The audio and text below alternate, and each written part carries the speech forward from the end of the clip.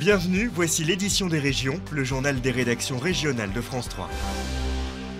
Un froid saisissant en France qui pourrait persister jusqu'à jeudi.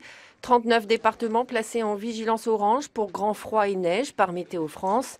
La fréquentation du centre d'accueil de la Boussole à Caen a grimpé avec l'arrivée de ce froid polaire. Elle enregistre des demandes d'accueil plus importantes que sa capacité d'hébergement.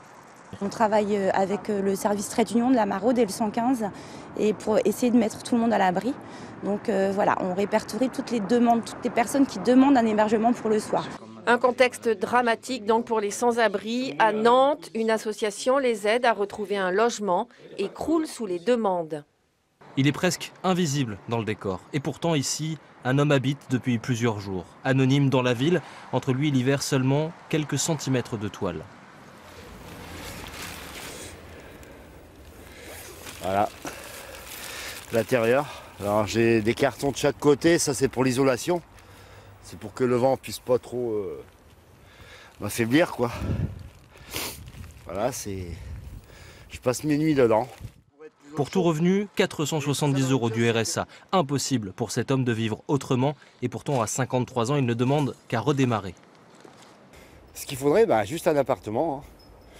Une fois que j'ai l'appartement, j'ai du boulot quoi. Parce que c'est dur de travailler sans appartement. Les gens ne savent pas ça, mais aller dormir dans une tente, aller vous lever le matin pour aller travailler alors qu'il fait glas. C'est difficile, hein. Ce quotidien, il y a peu, c'était également le sien. Ce jeune homme a passé 4 ans dans la rue, 4 ans à tenter de survivre jour après jour. 17 h, on est dehors. Après, on marche un peu, on essaie de se mettre à l'abri selon la météo. La journée et les nuits sont très longues. Parce qu'on ne sait pas quoi faire, on ne sait pas où aller, on ne sait pas comment s'occuper. Mais depuis 2 jours, Sébastien est passé de l'autre côté du miroir grâce à une association. Il a emménagé dans ce studio de 26 mètres carrés en plein centre-ville. Il paye un loyer symbolique et bénéficie d'un accompagnement personnalisé. Objectif, le sortir définitivement de la précarité en réapprenant à vivre. Je peux aller aux toilettes quand j'en ai envie. Puis je peux manger. Ouais, je me sens bien, quoi. Je suis chez moi. Sébastien, il va pas rester là ad vitam aeternam. Sébastien, il va rebondir. Et puis à un moment donné, il va quitter son appartement toi à moi parce qu'il aura envie d'avoir un vrai chez lui. Et du coup, l'appartement toi à moi, il servira à loger une autre personne sans abri. Des appartements comme celui-ci, l'association en possède 4 à Nantes. Et déjà, elle a permis à plusieurs SDF de poser leurs valises le temps de retrouver un emploi et une vie ordinaire. Là, on voit un arbre qui a 30 ans, qui était complètement fracassé, presque déraciné par le poids de la neige. Ce producteur de mimosa de Tanneron est comme ces arbres abattus. Sur la colline dorée, la neige a fait des ravages. 50% de la récolte est perdue par endroits, et ce, à 2 jours seulement de la fête du mimosa. Alors les 80 mimosistes de Tanneron espèrent que l'hiver va en rester là. S'il n'y a pas de gel, je pense que ça pourra repartir très rapidement, même si on arrive en fin de saison. Bon, il n'y a pas de problème, l'année prochaine, ça ira très bien. Mais s'il y a un gel, malheureusement, ça sera perdu pour quelques années. Ennemi ici, le gel donne au contraire le sourire aux agriculteurs du Bas-Rhin, car le froid a aussi ses vertus. Réparer les machines agricoles ou à défaut s'occuper des tâches administratives. C'est le quotidien de Fabien Metz depuis plus d'1 mois. Les labours terminés mi-décembre, cet agriculteur s'occupe comme il peut, car dans les champs, c'est désormais le froid qui travaille pour lui. Des blocs de terre durs comme du béton, c'est justement ce qu'il faut avant la période des semis. Le gel il pénètre dans la terre et il va fissurer la terre, ce qui fait qu'au printemps, quand je vais revenir pour préparer la terre et semer, ça va être ameubli, il y aura de la terre plus fine. Donc ça me fait déjà un premier travail avant de venir avec les outils pour travailler la terre. Le blé d'hiver est l'une des seules cultures en cours, un blé qui ne craint pas le froid à ce stade et en a même besoin pour se développer. Par le froid, il commence à construire et il développe son épi après la période de froid. Ils n'ont pas besoin de 10 semaines avec -15, mais ils ont besoin d'une période de froid. Du gel de bon augure aussi pour les arbres fruitiers. Les pommiers par exemple ont un potentiel de rendement d'autant plus grand que l'hiver est long et bien froid. Ça freine le développement d'éventuels insectes parasites, voire ça en élimine une bonne partie. Ça couvre les besoins en froid qu'ont les arbres, il leur faut un sommeil hivernal pour qu'ils tournent la page, qu'ils démarrent sur un nouveau calendrier et qu'ils démarrent la nouvelle saison. L'hiver dernier avait été long et la récolte 2011 excellente. Et en ce qui concerne les quelques fleurs qui avaient pu éclore ici ou là ces dernières semaines, cela ne devrait pas avoir d'incidence majeure sur la production de pommes. En Seine-Maritime, le thermomètre affiche moins 7 degrés en moyenne et le vent accentue la sensation de froid. Pourtant, les commerçants sont bien présents sur les marchés, à l'affût des clients peu nombreux. Ambiance à Sotteville-les-Rouen. On a froid, hein, mon petit monsieur. On a froid au mort et on a chaud au cœur. C'est ce qu'on appelle un véritable froid de canard. Avec un mercure à moins 8 degrés, le marché de Sotteville tournait au ralenti. Les rares clients qui ont osé braver cette ambiance sibérienne n'avaient visiblement pas le choix. Oui, j'ai pas le choix. Et je travaille aussi, donc comme je travaille pour les personnes âgées, je fais d'une maison à une autre. Et puis entre deux, je passe au marché chercher une petite tarte de fromage. Mais tous ont pris leurs précautions. Vous êtes équipé par un froid sibérien là? Oui, le chapeau de... Comme en Russie, hein, pareil. Oui. Côté commerçant, les maraîchers ne sont pas à la fête. Alors ça peut revenir d'ici 1 heure ou 2, c'est pas sûr. Si gelé, vous voyez. Regardez, c'est rigide. Malgré un manque à gagner, manifeste, ce maraîcher déconseille certains produits qui craignent le froid. Il ne faut surtout pas manger un ananas gelé ou une mangue gelée, c'est pas bon d'une part, et puis d'autre part, vous avez des maux de ventre. Enfin, il y en a que le froid ne rebute pas, mais qui se désespèrent des Normands qui ne sont jamais contents du temps. Quand il pleut, ils veulent tous le bon froid sec. Puis quand il y a le bon froid sec, ils préfèrent la pluie. Le Normand préfère la pluie quand même. Mais de l'avis des commerçants, pour qu'ils ne viennent pas travailler, il faudrait que le mercure chute à moins 15 degrés. EDF a présenté jeudi à Blénaud, en Meurthe-et-Moselle, sa première centrale électrique au gaz. Cette centrale thermique, moins polluante, couplée avec la centrale à charbon actuellement en activité, permet de produire 2 fois plus d'électricité avec la même quantité de combustible. C'est une centrale qui peut injecter ici 430 MW sur le réseau en un peu plus d'1 heure, si vous voulez. Comparativement à la centrale charbon qui est à côté, pour laquelle à froid, il vous faut plus d'une dizaine d'heures pour la démarrer.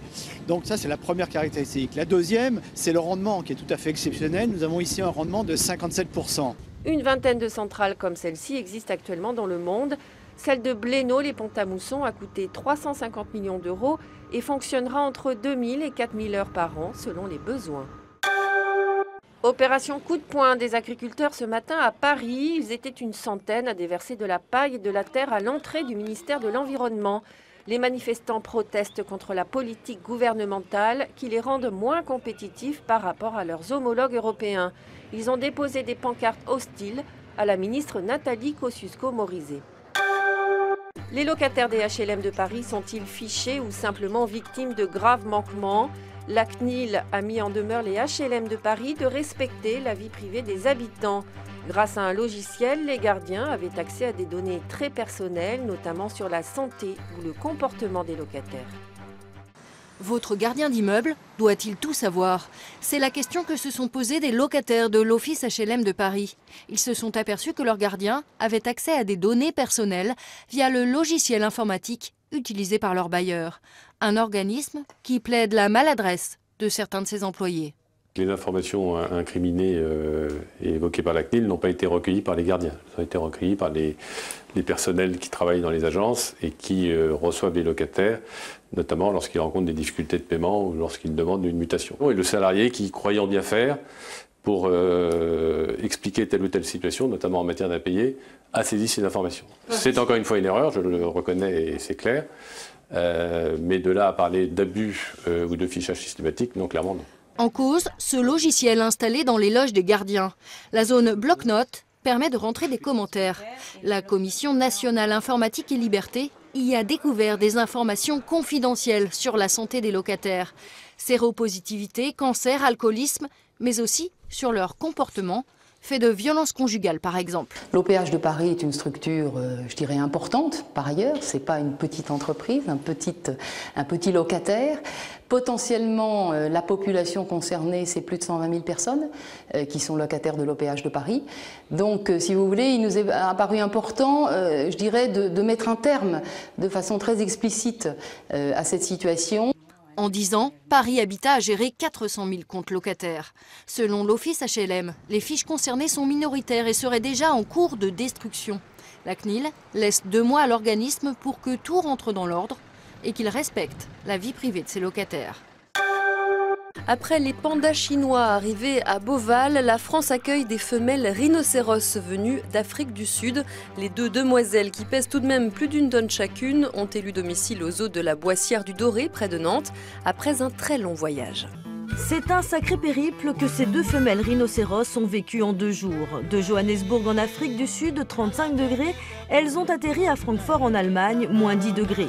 Une petite étape par Amnéville en Moselle et direction la Boissière du Doré où elles étaient très attendues. Max, le mâle rhinocéros, vit tout seul ici depuis près d'1 an. Mais avant d'apercevoir ses nouvelles copines, il a dû patienter. Décharger un mammifère d'1 tonne 5 prend du temps, même si finalement la première demoiselle a vite trouvé ses marques. 5 minutes pour faire bouger un animal qui ne connaît rien, qui n'a jamais rien vu et qui sort de 2 jours de trajet, on est très satisfait.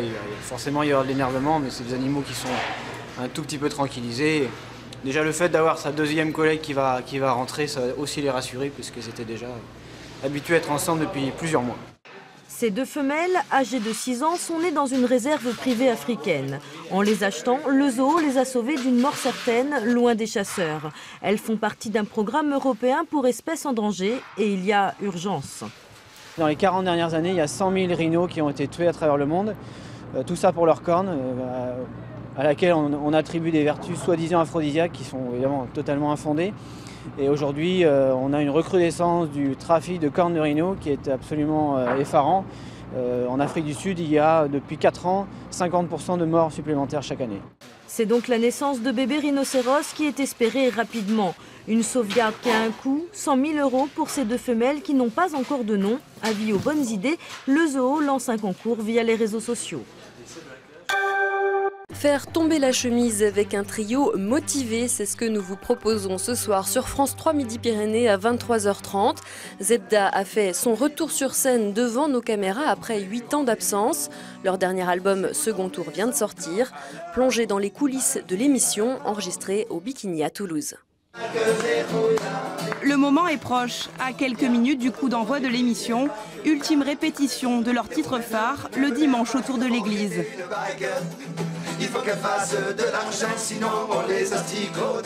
Les voix se chauffent, l'énergie s'emballe, les Zebda sont prêts pour le grand saut. Au Bikini, le rideau est donc prêt à se lever, mais Majid, Mousse et Hakim foulent déjà la célèbre scène toulousaine depuis des heures pour répéter ce grand soir.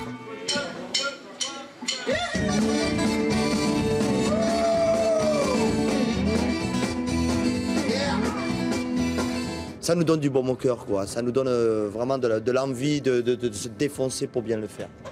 Oui, et puis que Toulouse ou la région Midi-Pyrénées nous ait choisi, nous, fils d'immigrés, comme un de ses symboles, une de ses fiertés, quoi. Donc ça nous honore. Chacun a ses petits rituels, c'est vrai. Alors Majid, par exemple, il relit tous les textes depuis le début de Zebda. Qu'avez-vous fait du rendez-vous? Si vous dormez encore, alors à la vie, à la mort. Notre destin, c'est d'être ensemble. Je dirais que c'est là qu'on brille le plus. Donc pourquoi briller moins? D'éclat, les stars toulousaines n'en ont pas manqué durant 1h30 d'émission. Le second tour, titre de leur nouvel album, semble déjà gagné. Tout de suite, votre édition des initiatives.